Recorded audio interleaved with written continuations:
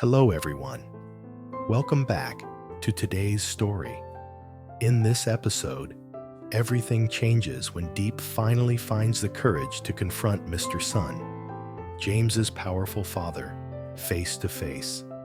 No longer willing to stay silent or accept humiliation, Diep walks into his house with nothing but her determination and $10,000 she earned herself.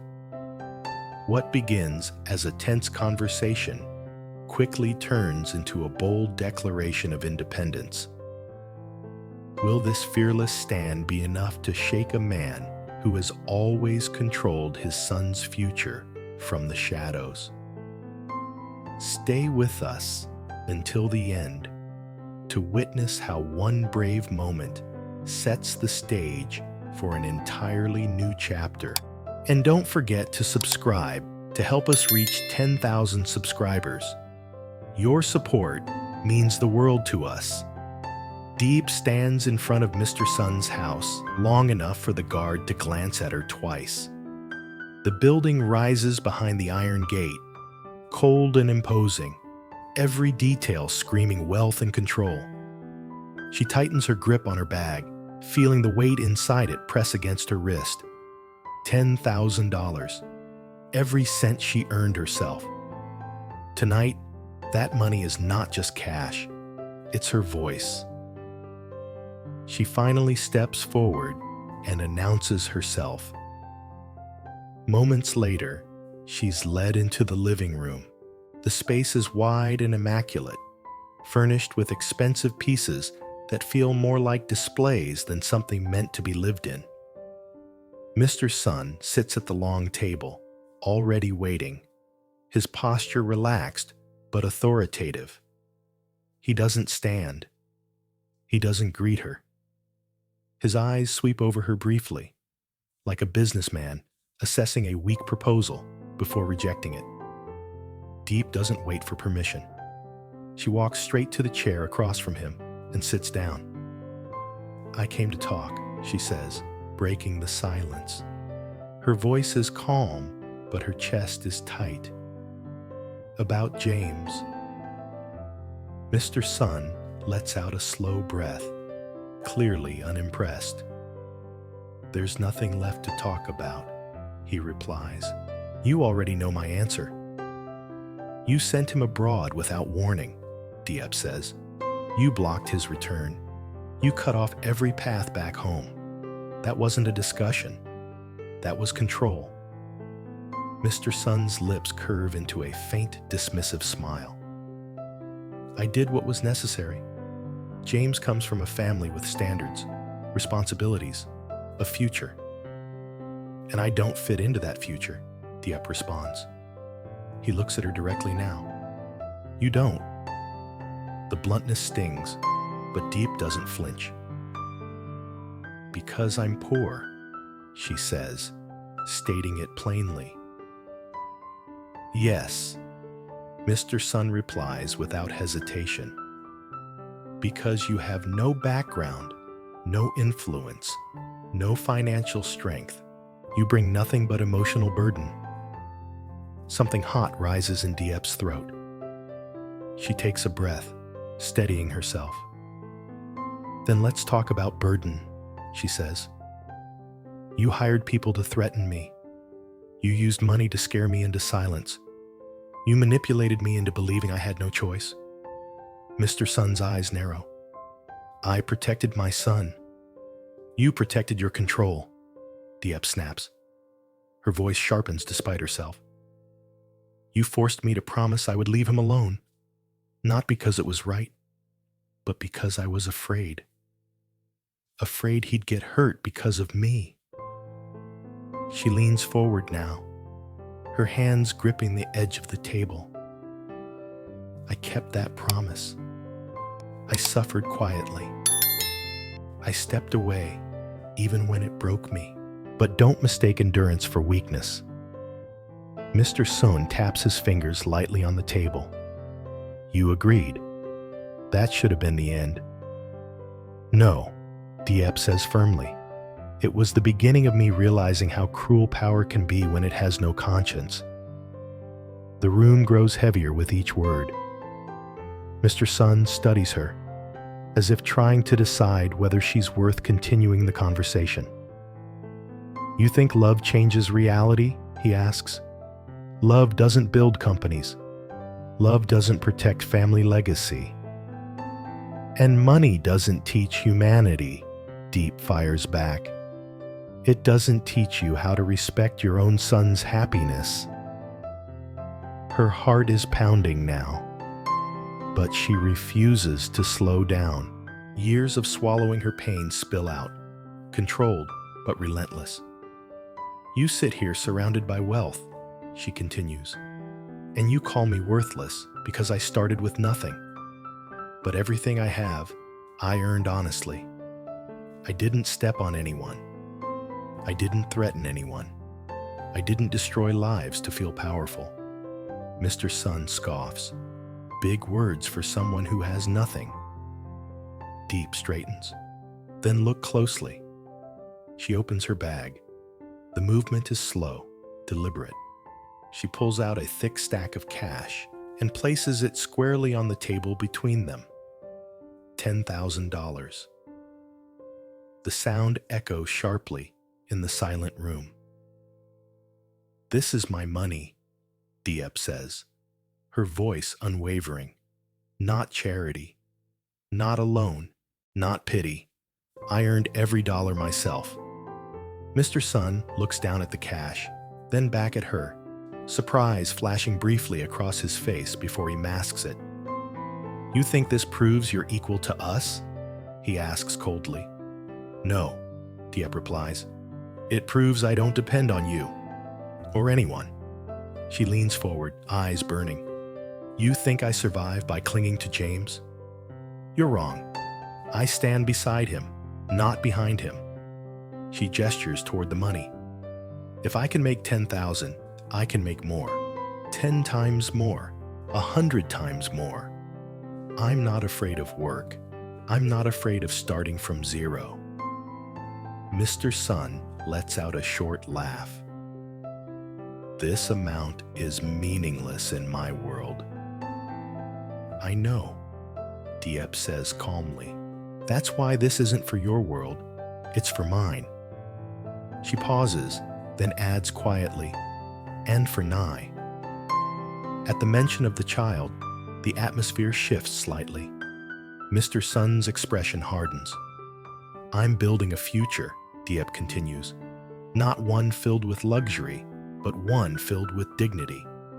I won't allow you to decide who deserves love based on wealth." Mr. Sun leans back. "If you want me to reconsider," he says slowly, "bring 500 million next time." The challenge is sharp, almost mocking. Diep stands. Her legs tremble slightly, but her posture remains strong. "You still think this is a negotiation," she says. "It's not." She picks up her bag, leaving the money on the table. "I didn't come here to beg for approval. I came here to tell you that you will not control our lives anymore." She turns toward the door, then stops. "James is not your asset," she says without looking back. "He's your son." Behind her, Mr. Sun speaks, his tone different now, measured, almost curious. "You've changed. You dare to challenge me. You dare to raise your voice." Diep opens the door. "I had to," she replies. "Silence almost destroyed me." She steps outside into the night. The cold air hits her face, sharp and real. Her hands are shaking now, but her steps are firm. For the first time, she feels something stronger than fear. Resolve. The door closes behind Diep with a controlled, almost quiet click, but the sound lands heavily in her chest. She walks down the wide stone steps without rushing, her heels echoing in the empty space. Only when she reaches the gate does her strength finally waver. Her hands grip the cold metal bars, fingers tightening until her knuckles turn pale. She lowers her head, breathing deeply, slowly, as if reminding herself that she is still standing. Inside that house, she didn't just confront Mr. Sun. She confronted years of fear, humiliation, and silence. The night air is sharp, cutting across her face, but it feels honest. No luxury, no power games, just darkness and quiet. For a brief moment, her legs tremble, the adrenaline draining from her body. She almost laughs at herself. This is what courage feels like afterward. Not heroic, not glorious, just exhausting. She straightens her back and steps away from the gate. Inside the house, Mr. Sun remains seated at the table, staring at the stack of money Diep left behind. $10,000. He's seen amounts like this move in seconds across accounts, numbers so large they no longer felt real. Yet tonight, this small stack sits there like an accusation.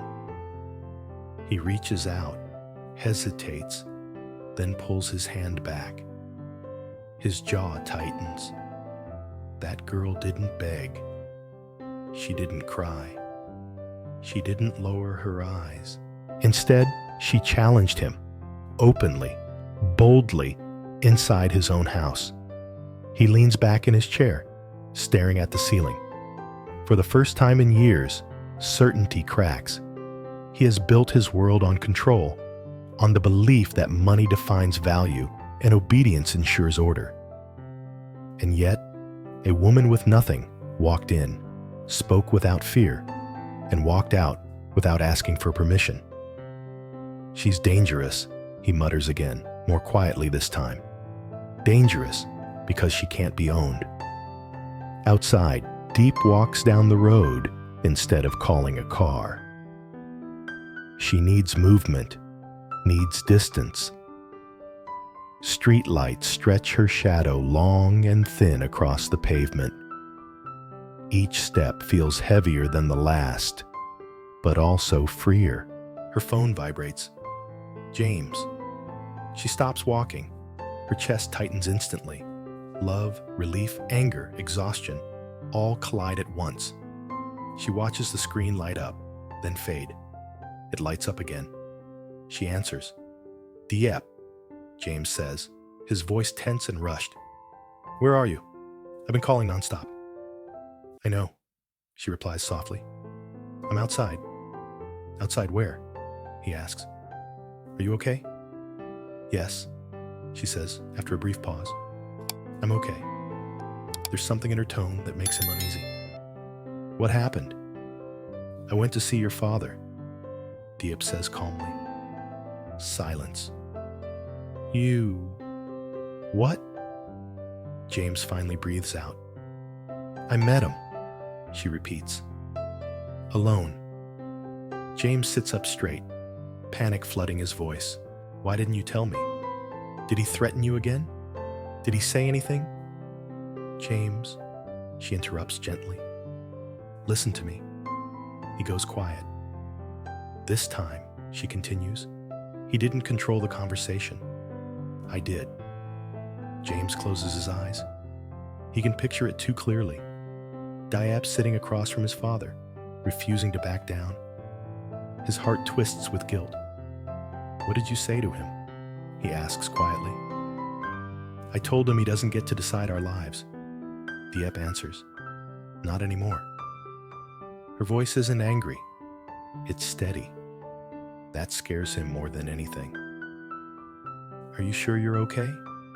He asks again. Diep looks up at the dark sky, stars barely visible through city haze. I'm shaking, she admits, but I'm not broken. She doesn't tell him about the money yet. She doesn't tell him about the challenge. Some truths need time before they can be shared. I needed to face him, she adds. If I didn't, I would have spent the rest of my life afraid of him. James swallows hard. I'm sorry, he says. I should have protected you better. Diep exhales softly. I don't need protection anymore, she says. I need honesty and partnership. When the call ends, she keeps walking. Her steps grow steadier, more deliberate. Fear still lingers, but it no longer controls her direction. The next morning, Diep wakes before sunrise. She didn't sleep much, but her mind is clear. She washes her face, ties her hair back, and looks at herself in the mirror. The woman staring back looks tired, but unyielding. She doesn't dwell on the night before. She moves forward. Later that day, she meets with a business contact she once felt intimidated by. In the past, she would have softened her words, lowered her expectations. Today, she doesn't. She presents her plan clearly, outlining costs, profits, and long-term potential. Her voice doesn't waver. Questions come. She answers everyone. The meeting ends with a handshake, one small step forward. But it matters. Days pass. Mr. Sun remains silent. No calls, no messages, no retaliation. The quiet feels deliberate, like he's waiting to see if her courage was temporary, if she'll falter under pressure. She doesn't. Instead, Diep works harder than ever. She expands her operations, negotiates new terms, and stays up late reviewing numbers under a dim lamp. Each dollar earned feels different now. Not proof for anyone else, but reassurance for herself. She remembers Mr. Sun's words, "Bring 500 million next time." She doesn't chase that number out of desperation. She chases it out of defiance. James watches all of this from afar. He sees her strength, her independence, and feels both pride and pain. Pride in the woman she's become. Pain because he realizes she had to become this strong without him. One evening, Mr. Sun finally breaks the silence. He calls James. "Come home," he says. James doesn't ask why. He already knows. When James arrives, the atmosphere feels heavy. His father sits quietly, hands folded, eyes distant. "She came here," Mr. Sun says without preamble. "She challenged me." James nods. "That doesn't surprise me." "She brought money," his father continues. "Not to beg, not to negotiate, to prove something." James lets out a slow breath. "She wanted you to see her as an equal." Mr. Sun scoffs softly. "She doesn't fear poverty," he says. "That's rare." "That's because she's lived with it," James replies. "And survived?" Mr. Sun falls silent. "She's not weak," he finally admits. "That's what unsettles me." James meets his gaze calmly. "That's why I love her." Later that night, Diep sits alone at her desk, papers spread out in front of her. The room is quiet. Her phone vibrates. A message from Mr. Sun. She stares at the screen for a long time before opening it. "You've proven you can stand on your own. Whether that's enough, time will decide. No apology, no blessing, but not rejection." Diep sets the phone down and exhales slowly. Her heart doesn't race. She doesn't feel victorious. She feels grounded. Because for the first time, her future isn't being argued over behind closed doors. It's being built, day by day, dollar by dollar, choice by choice, by her own hands. And whatever comes next, she knows one thing for certain. She will never be silent again.